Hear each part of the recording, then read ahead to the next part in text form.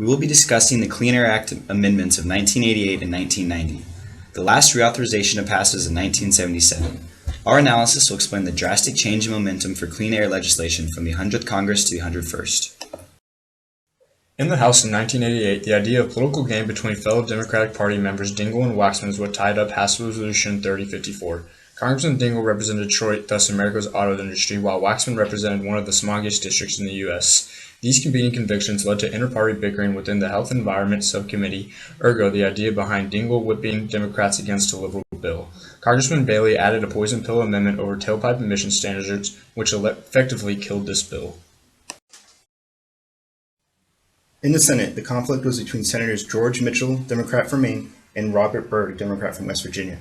Byrd, being the Senate Majority Leader, controlled the schedule and thus stalled all legislation that hurt the coal mining economy of the state. Mitchell quietly harvested influence from several key pro-environmentalists that gave him a mandate for further negotiations.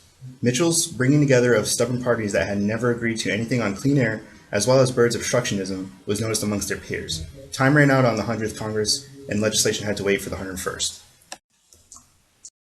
H.R. 3030, introduced and sponsored by John Dingell, was referred to the House Energy and Commerce Subcommittee on Health and Environment and then the Energy and Power Subcommittee.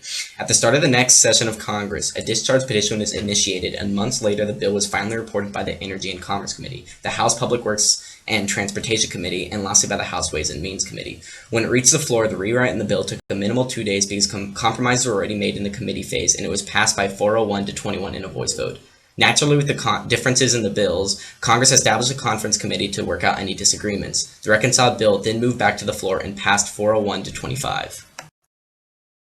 Senate Bill 1630 received a speedy one-day markup in the Environment Committee. After its report, the bill was given deliberate action on the floor. Skirmishes centered on the cost of the legislation. Negotiators came out of backroom talks with the substitute bill to placate the bill's strongest opponents. In the conference committee, Senator Baucus became the bill's hero and made the conferees enthusiastic about report approval because only 40 days remained in the session. President Reagan, a more conservative Republican, was opposed to a rewrite of the Clean Air Act. However, when a more moderate Republican came into office with the election of George H.W. Bush, the opportunity arose for compromise within Congress between Dingell and Waxman as well as Mitchell, leading to revisions being able to finally take place. Bush allowed for these streams to merge as action could happen with his creation of a comprehensive proposal in support for new policy, which Congress could compromise over, opening a policy window. These charts show that during the time of the reauthorization of the Clean Air Act, public support was high as many viewed it as the most important problem. As bills and hearings increased, so did public opinion. The President and Congress were in favor of a rewrite as well as the public, which in a Gallup poll, 76% of Americans called themselves environmentalists, allowing for an opportunity for action to take place in the politics stream. The problem stream was now recognized as air pollution was now seen as a threat, and the policy stream provided an opportunity for a solution with the opening of a policy window with the rewrite of the Clean Air Act.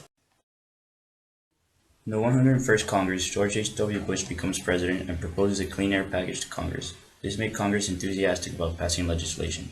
Sponsorship of John Dingell in the House demonstrated the previous opposition was becoming supportive towards clean air legislation. Finally, Senator Mitchell's ascension to majority leader allowed him to pressure the Senate in finding common ground and ultimately voting for passage.